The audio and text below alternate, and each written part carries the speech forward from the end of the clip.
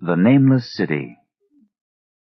When I drew nigh the Nameless City, I knew it was accursed. I was traveling in a parched and terrible valley under the moon, and afar I saw it protruding uncannily above the sands as parts of a corpse may protrude from an ill-made grave. Fear spoke from the age-worn stones of this hoary survivor of the deluge, this great-grandmother of the eldest pyramid, and a viewless aura repelled me and bade me retreat from antique and sinister secrets that no man should see, and no man else had ever dared to see. Remote in the desert of Araby lies the Nameless City, crumbling and inarticulate, its low walls nearly hidden by the sands of uncounted ages. It must have been thus before the first stones of Memphis were laid, and while the bricks of Babylon were yet unbaked. There is no legend so old as to give it a name, or to recall that it was ever alive, but it is told of in whispers around campfires, and muttered about by granddames in the tents of sheiks, so that all the tribes shun it without wholly knowing why. It was of this place that Abdul al-Hazred, the mad poet, dreamed on the night before he sang his unexplainable couplet, "That is not dead which can eternal lie, and with strange eons even death may die." I should have known that the Arabs had good reason for shunning the Nameless City, the city told of in strange tales but seen by no living man. Yet I defied them, and went into the untrodden waste with my camel. I alone have seen it, and that is why no other face bears such hideous lines of fear as mine, why no other man shivers so horribly when the night wind rattles the windows. When I came upon it in the ghastly stillness of unending sleep, it looked at me, chilly from the rays of a cold moon amidst the desert's heat. And as I returned its look, I forgot my triumph at finding it, and stopped still with my camel to wait for the dawn. For hours I waited, till the east grew gray and the stars faded, and the gray turned to roseal light edged with gold.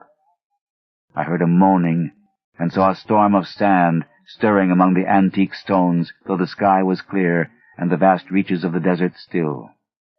Then suddenly, above the desert's far rim, came the blazing edge of the sun, seen through the tiny sandstorm which was passing away, and in my fevered state I fancied that from some remote depth there came a crash of musical metal to hail the fiery disk, as Memnon hails it from the banks of the Nile.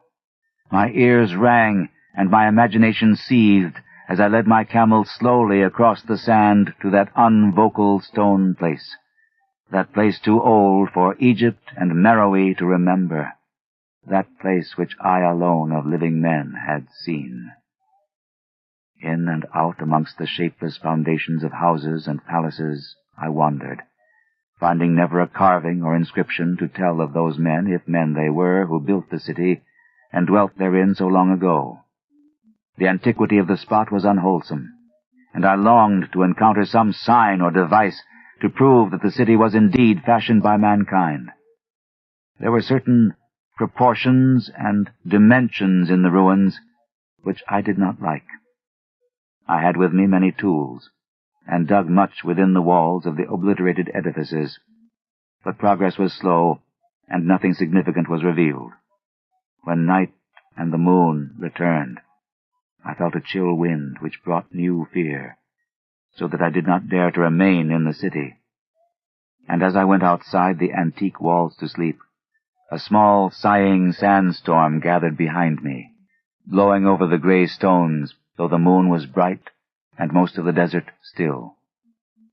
I waked just at dawn from a pageant of horrible dreams, my ears ringing as from some metallic peal. I saw the sun peering redly through the last gusts of a little sandstorm that hovered over the Nameless City, and marked the quietness of the rest of the landscape. Once more I ventured within those brooding ruins that swelled beneath the sand like an ogre under a coverlet, and again dug vainly for relics of the forgotten race. At noon I rested, and in the afternoon I spent much time tracing the walls and the bygone streets, and the outlines of the nearly vanished buildings. I saw that the city had been mighty indeed, and wondered at the sources of its greatness. To myself, I pictured all the splendors of an age so distant that Chaldea could not recall it, and thought of Sarnath the Doomed, that stood in the land of Manar when mankind was young, and of Ib, that was carven of grey stone before mankind existed.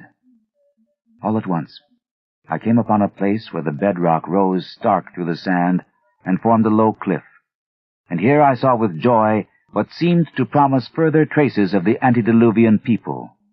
Hewn rudely on the face of the cliff were the unmistakable facades of several small, squat rock houses or temples, whose interiors might preserve many secrets of ages too remote for calculation, though sandstorms had long since effaced any carvings which may have been outside. Very low and sand-choked were all of the dark apertures near me, but I cleared one with my spade and crawled through it, carrying a torch to reveal whatever mysteries it might hold. When I was inside, I saw that the cavern was indeed a temple, and beheld plain signs of the race that had lived and worshipped before the desert was a desert. Primitive altars, pillars, and niches, all curiously low, were not absent, and though I saw no sculptures nor frescoes, there were many singular stones clearly shaped into symbols by artificial means. The lowness of the chiseled chamber was very strange, for I could hardly more than kneel upright, but the area was so great that my torch showed only part at a time. I shuddered oddly in some of the far corners, for certain altars and stones suggested forgotten rites of terrible, revolting, and inexplicable nature, and made me wonder what manner of men could have made and frequented such a temple. When I had seen all that the place contained, I crawled out again, avid to find what the other temples might yield. Night had now approached, yet the tangible things I had seen made curiosity stronger than fear, so that I did not flee from the long moon-cast shadows that had daunted me when first I saw the nameless city. In the twilight, I cleared another aperture, and with a new torch crawled into it, finding more vague stones and symbols, though nothing more definite than the other temple had contained. The room was just as low, but much less broad, ending in a very narrow passage crowded with obscure and cryptical shrines. About these shrines I was prying, when the noise of a wind and of my camel outside broke through the stillness and drew me forth to see what could have frightened the beast. The moon was gleaming vividly over the primeval ruins, lighting a dense cloud of sand that seemed blown by a strong but decreasing wind from some point along the cliff ahead of me. I knew it was this chilly, sandy wind which had disturbed the camel, and was about to lead him to a place of better shelter, when I chanced to glance up, and saw that there was no wind atop the cliff. This astonished me, and made me fearful again, but I immediately recalled the sudden local winds I had seen and heard before at sunrise and sunset, and judged it was a normal thing. I decided that it came from some rock fissure leading to a cave, and watched the troubled sand to trace it to its source, soon perceiving that it came from the black orifice of a temple a long distance south of me, almost out of sight. Against the choking sand cloud I plodded toward this temple, which, as I neared it, loomed larger than the rest, and showed a doorway far less clogged with caked sand. I would have entered, had not the terrific force of the icy wind almost quenched my torch. It poured madly out of the dark door, sighing uncannily as it ruffled the sand and spread about the weird ruins. Soon it grew fainter, and the sand grew more and more still, till finally all was at rest again. But a presence seemed stalking among the spectral stones of the city, and when I glanced at the moon, it seemed to quiver as though mirrored in unquiet waters. I was more afraid than I could explain, but not enough to dull my thirst for wonder. So as soon as the wind was quite gone, I crossed into the dark chamber from which it had come. This temple, as I had fancied from the outside, was larger than either of those I had visited before, and was presumably a natural cavern, since it bore winds from some region beyond.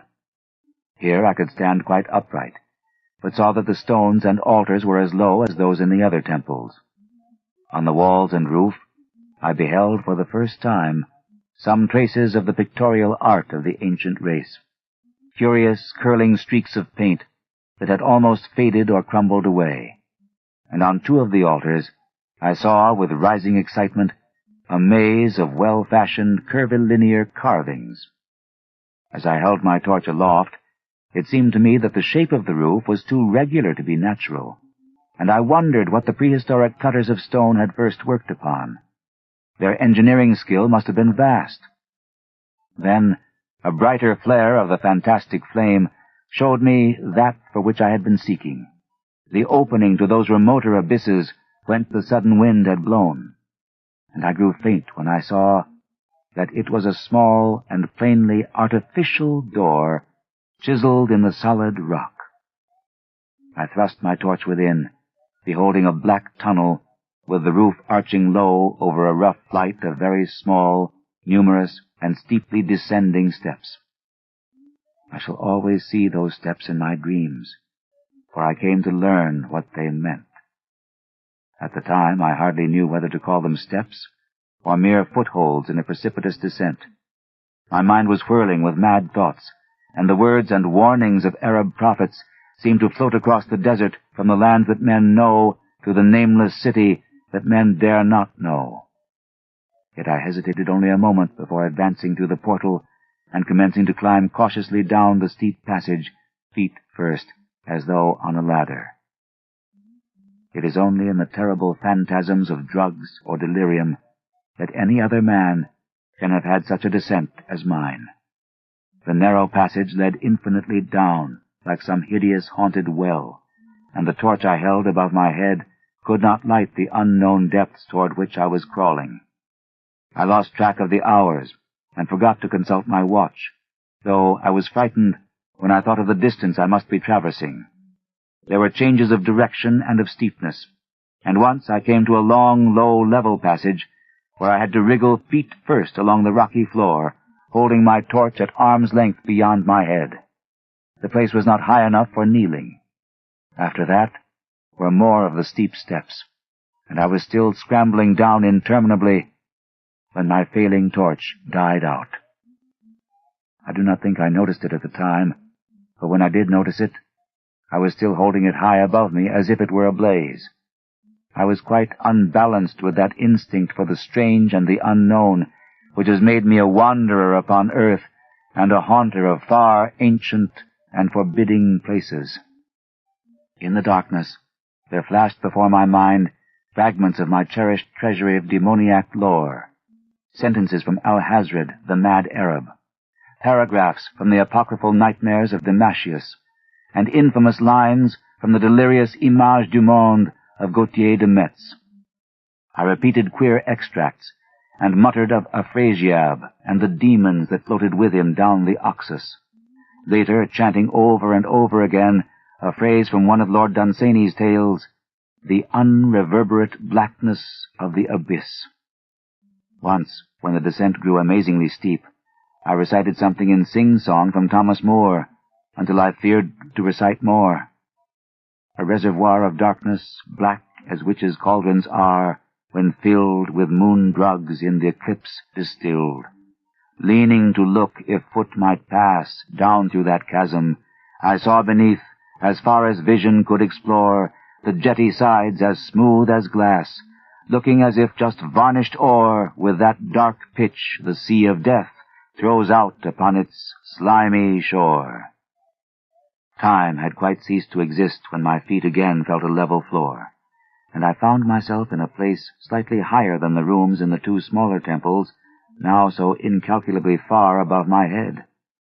I could not quite stand, but could kneel upright, and in the dark I shuffled and crept hither and thither at random.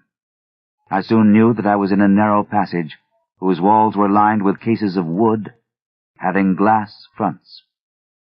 As in that Paleozoic and abysmal place, I felt of such things as polished wood and glass. I shuddered at the possible implications. The cases were apparently ranged along each side of the passage at regular intervals, and were oblong and horizontal, hideously like coffins in shape and size. When I tried to move 2 or 3 for further examination, I found they were firmly fastened. I saw that the passage was a long one, so floundered ahead rapidly in a creeping run that would have seemed horrible had any eye watched me in the blackness, crossing from side to side occasionally to feel of my surroundings and be sure the walls and rows of cases still stretched on. Man is so used to thinking visually that I almost forgot the darkness and pictured the endless corridor of wood and glass in its low-studded monotony as though I saw it. And then, in a moment of indescribable emotion, I did see it.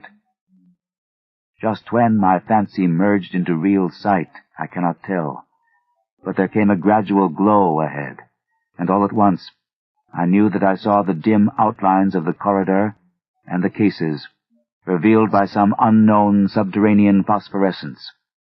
For a little while, all was exactly as I had imagined it, since the glow was very faint. But as I mechanically kept on stumbling ahead into the stronger light, I realized that my fancy had been but feeble. This hall was no relic of crudity like the temples in the city above, but a monument of the most magnificent and exotic art. Rich, vivid, and daringly fantastic designs and pictures formed a continuous scheme of mural painting whose lines and colors were beyond description. The cases were of a strange golden wood, with fronts of exquisite glass, and contained the mummified forms of creatures outreaching in grotesqueness the most chaotic dreams of man. To convey any idea of these monstrosities is impossible. They were of the reptile kind, with body lines suggesting sometimes the crocodile, sometimes the seal, but more often nothing of which either the naturalist or the paleontologist ever heard. In size, they approximated a small man, and their forelegs bore delicate and evidently flexible feet, curiously like human hands and fingers. But strangest of all were their heads, which presented a contour violating all known biological principles. To nothing can such things be well compared. In one flash, I thought of comparisons as varied as the cat, the bulldog, the mythic satyr, and the human being. Not Jove himself had so colossal and protuberant a forehead, yet the horns, and the noselessness, and the alligator-like jaw placed the things outside all established categories. I debated for a time on the reality of the mummies, half suspecting they were artificial idols, but soon decided they were indeed some Paleologian species which had lived when the Nameless city was alive. To crown their grotesqueness, most of them were gorgeously enrobed in the costliest of fabrics, and lavishly laden with ornaments of gold, jewels, and unknown shining metals. The importance of these crawling creatures must have been vast, for they held first place among the wild designs on the frescoed walls and ceiling. With matchless skill had the artist drawn them in a world of their own, wherein they had cities and gardens fashioned to suit their dimensions. And I could not but think that their pictured history was allegorical, perhaps showing the progress of the race that worshipped them. These creatures, I said to myself, were to the men of the Nameless city what the she-wolf was to Rome, or some totem beast is to a tribe of Indians. Holding this view, I thought I could trace roughly a wonderful epic of the Nameless city, the tale of a mighty seacoast metropolis that ruled the world before Africa rose out of the waves, and of its struggles as the sea shrank away, and the desert crept into the fertile valley that held it. I saw its wars and triumphs, its troubles and defeats, and afterward its terrible fight against the desert, when thousands of its people, here represented in allegory by the grotesque reptiles, were driven to chisel their way down through the rocks in some marvelous manner to another world whereof their prophets had told them. It was all vividly weird and realistic, and its connection with the awesome descent I had made was unmistakable. I even recognized the passages.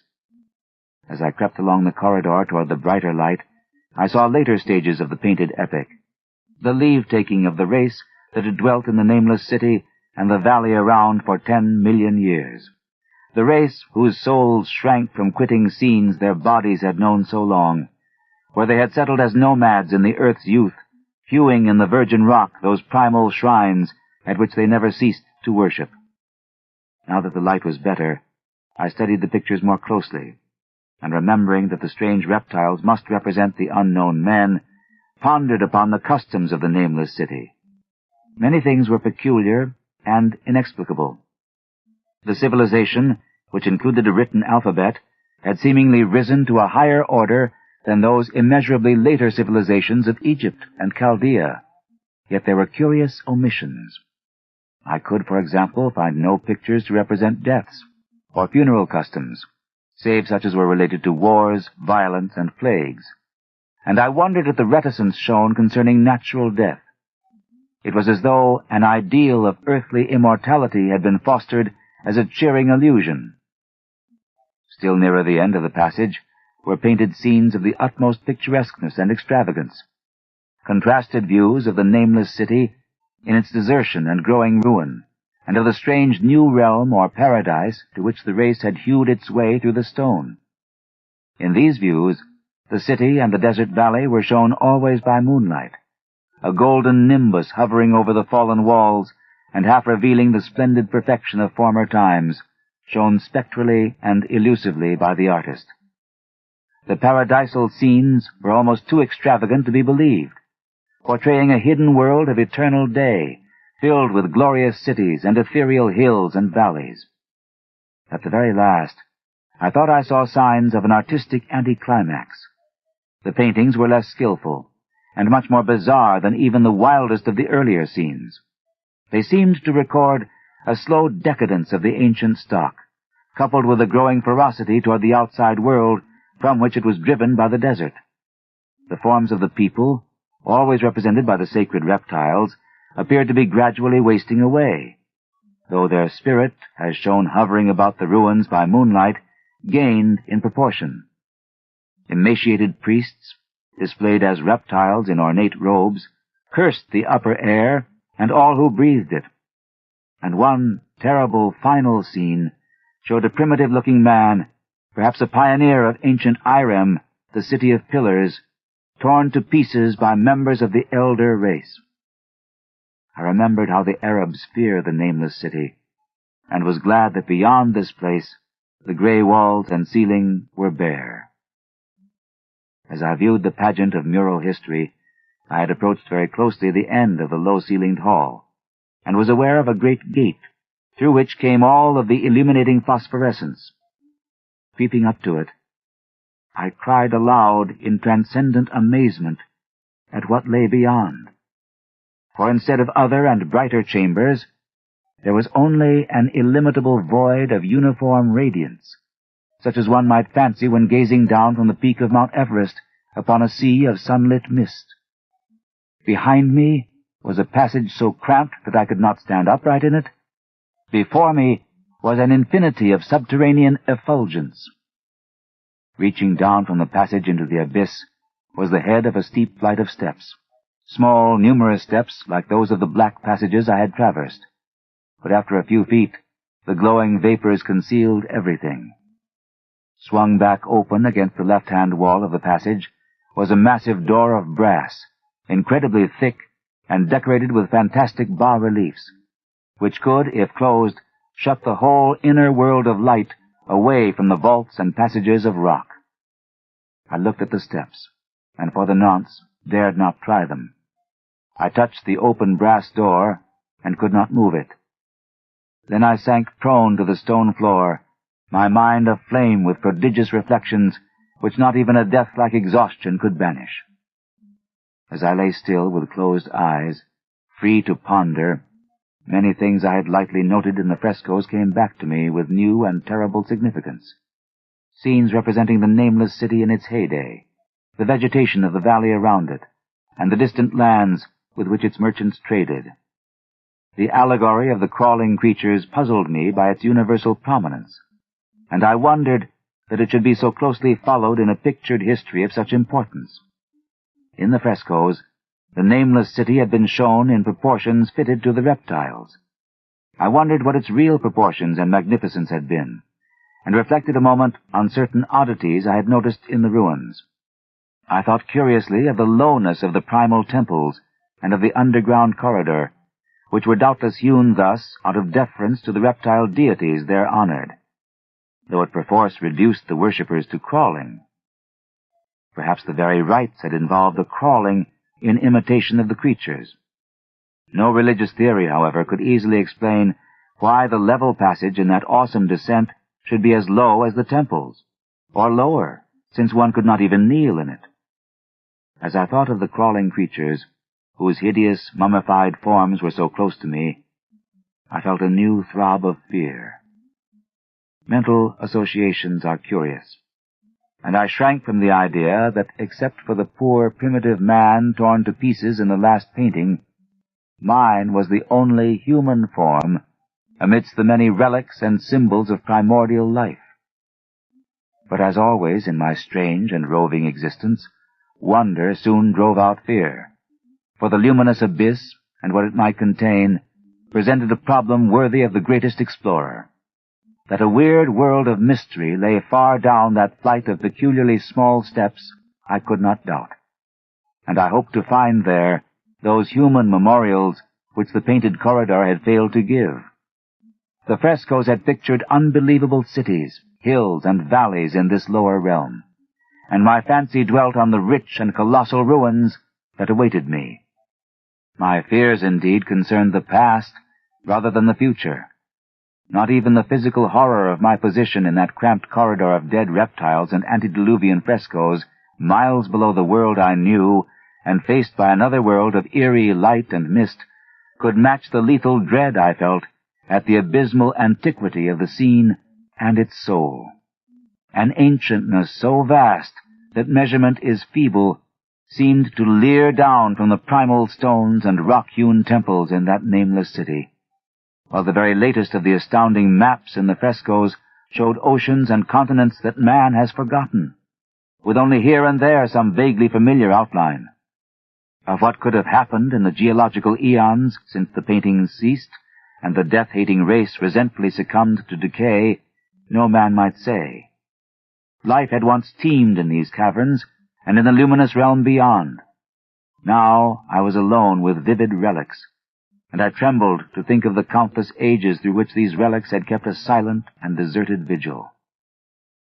Suddenly, there came another burst of that acute fear which had intermittently seized me ever since I first saw the terrible valley and the nameless city under a cold moon, and despite my exhaustion, I found myself starting frantically to a sitting posture and gazing back along the black corridor toward the tunnels that rose to the outer world. My sensations were much like those which had made me shun the nameless city at night, and were as inexplicable as they were poignant. In another moment, however, I received a still greater shock in the form of a definite sound, the first which had broken the utter silence of these tomb-like depths. It was a deep, low moaning, as of a distant throng of condemned spirits, and came from the direction in which I was staring. Its volume rapidly grew, till soon it reverberated frightfully through the low passage, and at the same time I became conscious of an increasing draught of cold air, likewise flowing from the tunnels and the city above.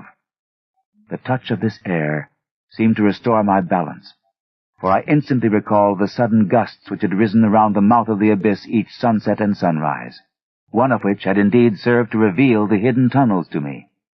I looked at my watch and saw that sunrise was near, so braced myself to resist the gale which was sweeping down to its cavern home as it had swept forth at evening. My fear again waned low, since a natural phenomenon tends to dispel broodings over the unknown. More and more madly poured the shrieking, moaning night wind into that gulf of the inner earth. I dropped prone again, and clutched vainly at the floor for fear of being swept bodily through the open gate into the phosphorescent abyss. Such fury I had not expected, and as I grew aware of an actual slipping of my form toward the abyss, I was beset by 1,000 new terrors of apprehension and imagination. The malignancy of the blast awakened incredible fancies. Once more I compared myself shudderingly to the only other human image in that frightful corridor, the man who was torn to pieces by the nameless race, for in the fiendish clawing of the swirling currents there seemed to abide a vindictive rage all the stronger because it was largely impotent. I think I screamed frantically near the last. I was almost mad, but if I did so, my cries were lost in the hell-born babel of the howling wind-wraiths. I tried to crawl against the murderous invisible torrent, but I could not even hold my own as I was pushed slowly and inexorably toward the unknown world. Finally, reason must have wholly snapped, for I fell to babbling over and over that unexplainable couplet of the mad Arab Alhazred, who dreamed of the nameless city. That is not dead which can eternal lie, and with strange eons even death may die. Only the grim, brooding desert gods know what really took place, what indescribable struggles and scrambles in the dark I endured, or what Abaddon guided me back to life, where I must always remember and shiver in the night wind till oblivion or worse claims me. Monstrous, unnatural, colossal was the thing, too far beyond all the ideas of man to be believed, except in the silent, damnable small hours when one cannot sleep. I have said that the fury of the rushing blast was infernal, cacodemoniacal, and that its voices were hideous with the pent-up viciousness of desolate eternities.